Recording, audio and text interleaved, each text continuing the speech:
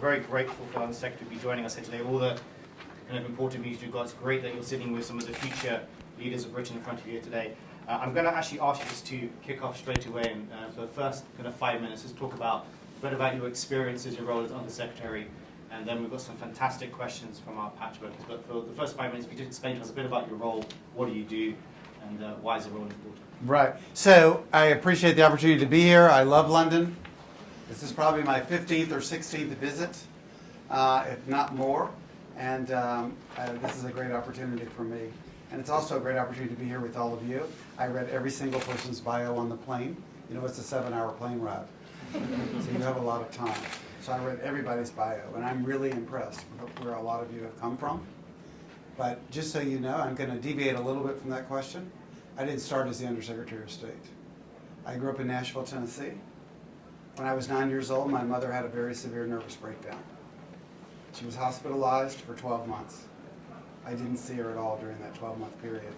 The doctor came to our house and told us that if she were physically ill, she'd be in critical condition. But my father, and we also had a housekeeper, took care of us, and my mother got better. But when I was 9, my father and others turned to me and they said, "You're in charge now." That's a pretty heavy burden to place on a 9-year-old. And it's really not a fair burden either, really, is it? But it was a burden I took seriously. And I felt like I had become very responsible. So they used to joke when I was 16, they said, "You're 16 going on 70. And I said, "I know, I feel that way to a certain extent." But in a way, it was one of the greatest things. Because A, it did teach me how to be responsible. It taught me how to look at the middle. It taught me how to achieve what I wanted to achieve. And it taught me that mental illness is the same as physical illness. And that we have to treat people with the same respect. Calling people crazy, calling them nuts, calling them names, it doesn't do anything. It doesn't get you anywhere. Treating people as if they are physically ill, because it is a physical illness in many cases. I decided I wanted to be a teacher. I did that for a few years. And then I wanted to go into politics. And so I went to work on Capitol Hill, worked for several members of Congress, and the first President Bush. President Bush lost. I moved to Washington, back to New York. And I've been in New York for 25 years. I did public affairs for Dow Jones and the Wall Street Journal. There was a case involving Danny Pearl, a reporter who was kidnapped and murdered in Pakistan. I dealt with that case. That case, more than any other, changed my career and changed me because I had to tell his parents that their son was beheaded. No one should have to tell a family member that. But I thought, up until that point, I thought I could solve every problem in the world. I really did. I used to tell people I could get Michael Jackson on the phone. But actually, I probably couldn't have. But I think I probably could have, maybe. Not right now, obviously, but a long time ago. And but I realized that sometimes there are people that want to harm you, and that you can't solve every problem. He was killed the 3rd day of his kidnapping. We didn't know it until several weeks later. There's a book about it called A Mighty Heart. I'm in that book, and I use some foul language, for which I apologize right now in advance. But I went from there to a big financial services company called TIA Craft. I then worked at another financial services company, which took me to London a lot, which was great. And then I started doing startup work. I was asked to take this job in May, if I would consider it, and I was designated in the end of June. You then have to do, they do a long background check. It took 3 months. And finally, I was nominated in September. You go before the United States Senate, and you get confirmed, and I'm happy to say that I was confirmed unanimously, which I'm proud about. And I started on December 4th. So I have several bureaus so this is the 4th ranking job at the United States Department of State, and I have several responsibilities, including public affairs, all the public affairs for the State Department globally, the exchange programs, of which many people are a part of, including many people and many foreign leaders in London who've been a part of, and many others too, and hopefully you will all be at some point. The Global Engagement Center, whose job it is to fight interdiction against ISIS and Boko Haram and others, and to also fight the disinformation campaign, and many other entities that report to this department. And I work with the Secretary on his travel, on the remarks that he makes, and developing sort of a broader-based strategy. And so I'll stop there, and I'll be happy to answer any questions. I'm happy to answer anything relating to myself professionally or personally. Thank you very much. You bound.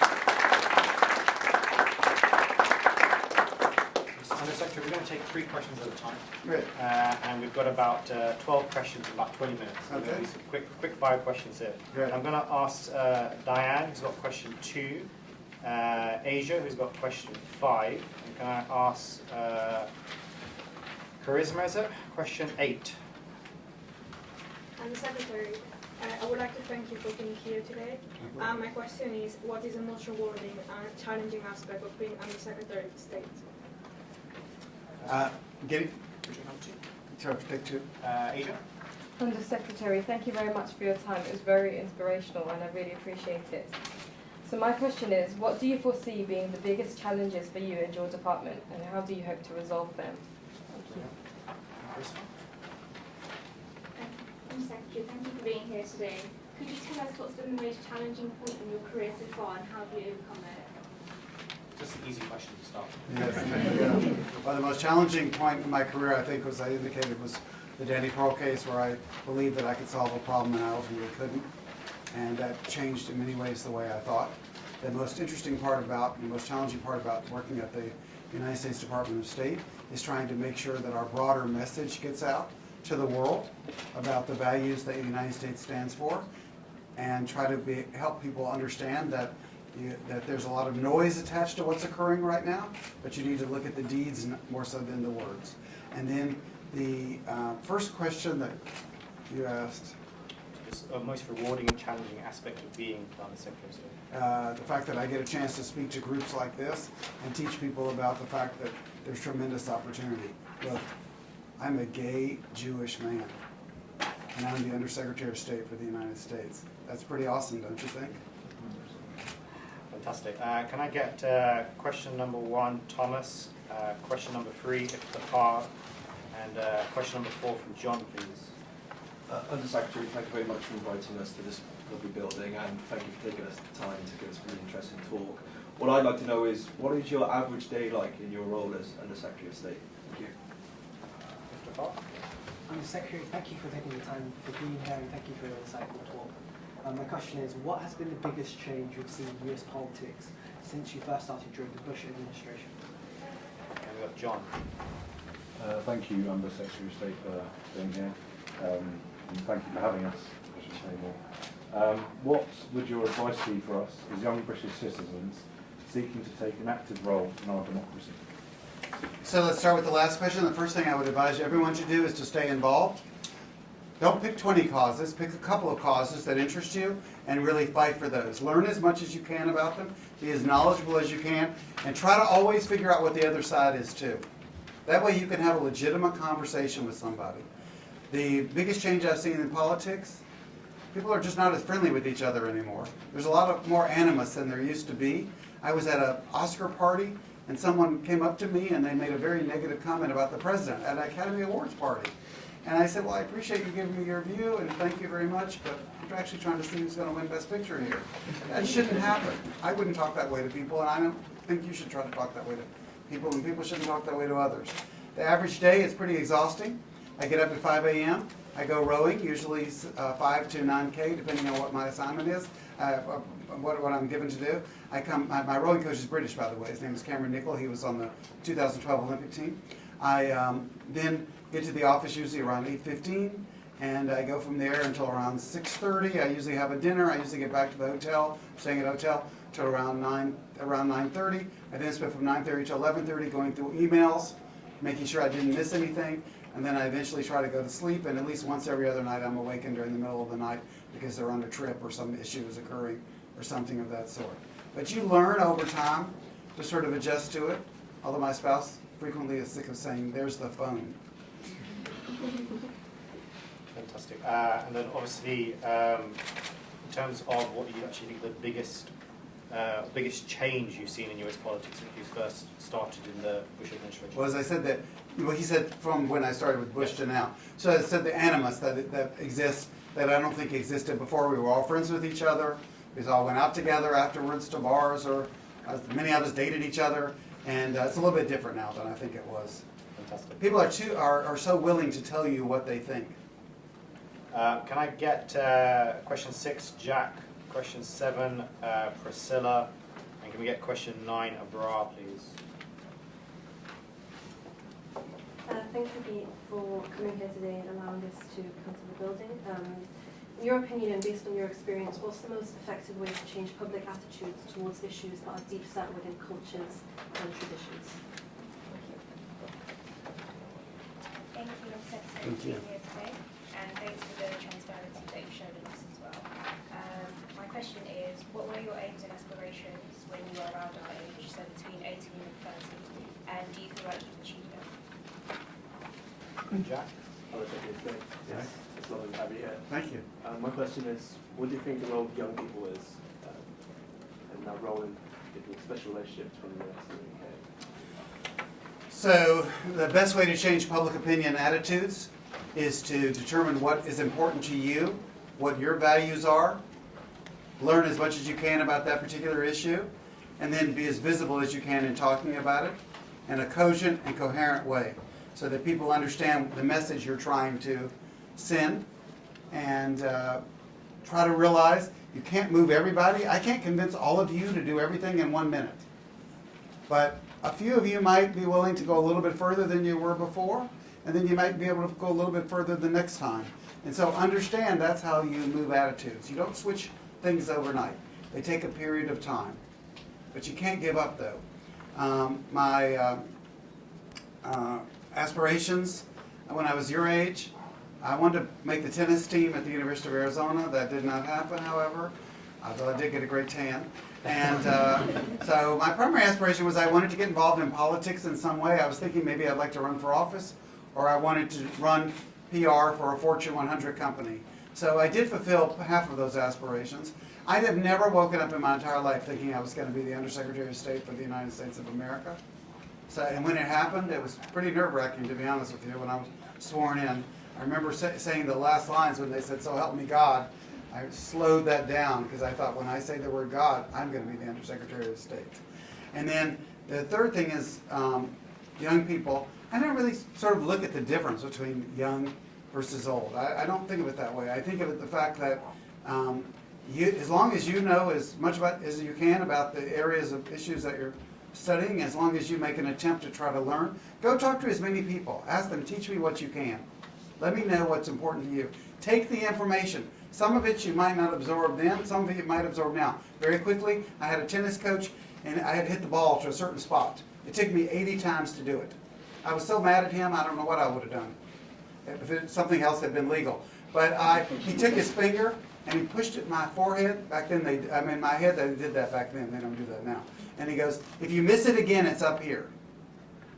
I had no idea what he was talking about because I was so mad at him from forcing me to sit out there in that 100-degree weather and hit the ball 80 times. But when I was about 45 years old, it dawned on me what he meant. He meant, once you get it right the first time, if you ever miss it again, it's mental. It's not physical. So I still remember it to this day. So actually it did mean something to me. Is there anything in particular they can do in terms of the special relationship, in terms of US and UK relationship? I think the United Kingdom is our closest ally. It has been, and it always will be. I talked about that this morning in a Defeat ISIS speech that I made, and I just did a couple of television interviews, and I talked about that. And I think the more that we can learn about each other's cultures, the more we can, the United Kingdom is working at just as we are, becoming a much more open environment, much more respectful of people, of minorities and others. And we need to learn that too. And I think there's much to be learned from both sides. And I was this transparent with you because this is how transparent I want you to be. I don't want you to be transparent in a way that would harm you, in an environment that would harm you, but I want you to understand that it's okay to be this way. It's okay. And it doesn't matter if I don't go to bed at night thinking, is every single person like me? As a matter of fact, several weeks ago, someone in the media called me a dumbass diplomat. Was I happy about it? I wasn't happy about it, but you know what? I woke up the next morning and continued to do my job on behalf of the American people. You talked about changing attitudes in your life. Can you give maybe, if you feel comfortable, an example about where you've been involved where attitudes have been against you and what you had to do to change that dial or get people to move in the way that you wanted them to? Well, I could do that, but on the reverse side, I grew up in an environment where I'd never seen anybody with tattoos. And so I used to think I don't want to be friends with anybody that has a tattoo. I find this to be very odd. I don't understand why people would do this. And I remember going on a date with somebody, and they rolled up their arm, and they had tattoos all the way down their arm, and tattoos all the way down the other arm. And the whole time I was there, I was extremely uncomfortable. And then when I left and I went home, and it turned out that wasn't the right person for me, not because of that. But when I left and went home, I thought, why? Why are you acting this way? That's their life. That's their arm. It's not your arm.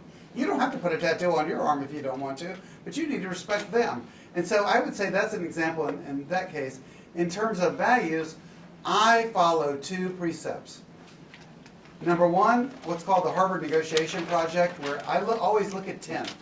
I think here's 1, here's 10, how do you get to 10? I don't focus a lot of time on the middle. And you have to realize that 10 changes sometimes.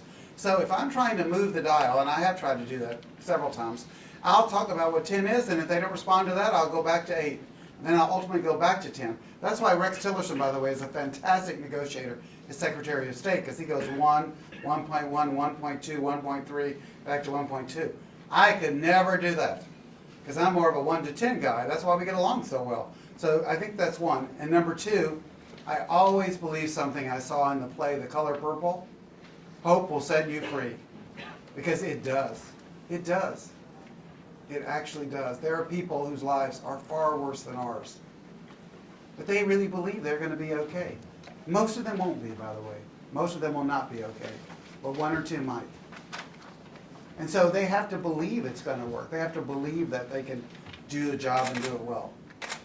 Fantastic. Next 3 questions from Amar, from Rotundo, and Samira, please. That's 10, 11, and 12. Thank you, Secretary, for the Masterclass. My pleasure. What skills did you learn in the corporate private sector which you could translate and use in your roles for work? Hello, Secretary.